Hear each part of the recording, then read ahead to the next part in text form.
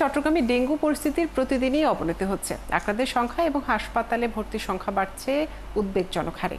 7 মাসে আক্রান্তের সংখ্যা 550 ছাড়িয়েছে, মৃত্যু হয়েছে 2 জনের। তবে নগরীর চেয়ে উপজেলায় আক্রান্তের সংখ্যা বেশি। স্বাস্থ্য বিভাগের কর্মকর্তারা আশঙ্কা করছেন এবছর ডেঙ্গুর ভয়াবহতা বাড়তে পারে, তাই সবাইকে সচেতন থাকার পরামর্শ দেওয়া হচ্ছে।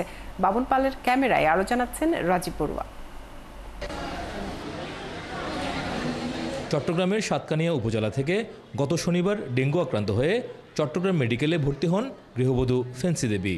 শ্বাসকষ্ট, পেট ব্যথা, বমি সহ নানা সমস্যার চিকিৎসা নিচ্ছেন তিনি। খেলেই বমি। তারপর আমি এখানে ভর্তি থাকার পরে এই চিকিৎসার পরে মানে বমিটা একটু বন্ধ হয়ে গেছে, তখন আমি একটু কিছু খেতে পারতেছি। ফেন্সি দেবীর মতো আরও অনেকেই ডেঙ্গু আক্রান্ত হয়ে বিভিন্ন উপজেলা থেকে এই হাসপাতালে এসেছেন চিকিৎসা নিতে। সবারই অভিযোগ, এলাকায় মশক নিধন কার্যক্রম না হওয়ায় ডেঙ্গু রোগীর সংখ্যা বাড়ছে।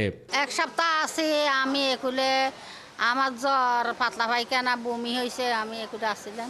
আস্তে আস্তে প্রেশার লো হয়ে যায়, তারপর হচ্ছে এখানে আসার পর স্লাইন চলা অবস্থায় ওনার শ্বাস টানবে, শ্বাসকষ্ট বেড়ে যায়। স্বাস্থ্য বিভাগের কর্মকর্তারা বলছেন, এডিস মশা এখন নগর ছাড়িয়ে গ্রাম এলাকায় প্রবেশ করায় গত বছরের তুলনায় ডেঙ্গু রোগীর সংখ্যা বাড়ছে। গ্রাম এবং শহর এটা সুনির্দিষ্ট কোনো ব্যাপার না। যে কোনো জায়গায় যেখানে একটা আর্টিফিশিয়াল কন্টেইনারে পানি জমে থাকবে সেখানে এডিস মশা জন্মাবে এবং সেখানে ডেঙ্গু প্রাদুর্ভাব দেখা যাবে। আমাদের সচেতনতাটাই এখানে কাম্য। আর কীটতত্ত্ববিদরা বলছেন, মশার ওষুধ ছিটানোর উপযুক্ত সময় হলো ভোর ও সন্ধ্যা, কিন্তু নগরে মশার লার্ভা ধ্বংসের ক্রাশ প্রোগ্রাম এবং ওষুধ ছিটানো হয় দিনের বেলায়, যে কারণে সুফল মিলছে না। প্রপার টাইমিংটা যদি মেনটেন করা যায় যে এই সময়টুকুতেই ইনসেক্টিসাইড যেটা সেটা অ্যাপ্লিকেশন করা যাবে বা যেতে পারে, তাহলেও হয়তো ডেঙ্গুর প্রকোপটা কিছুটা কমতে পারে। এদিকে চিকিৎসকরা বলছেন, ডেঙ্গু আক্রান্ত রোগীরা সচেতন না হলে দ্রুত শারীরিক পরিস্থিতি আরও খারাপ হবে। এতে রোগীদের মৃত্যুর ঝুঁকিও বাড়বে।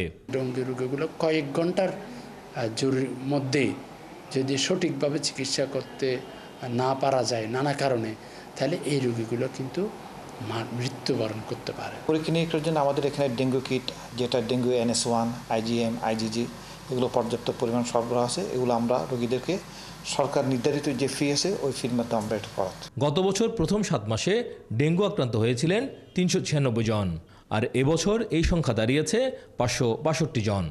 এর মধ্যে উপজেলায় আক্রান্তের সংখ্যা 300 ছাড়িয়েছে। রাজীব বড়ুয়া, 71, চট্টগ্রাম।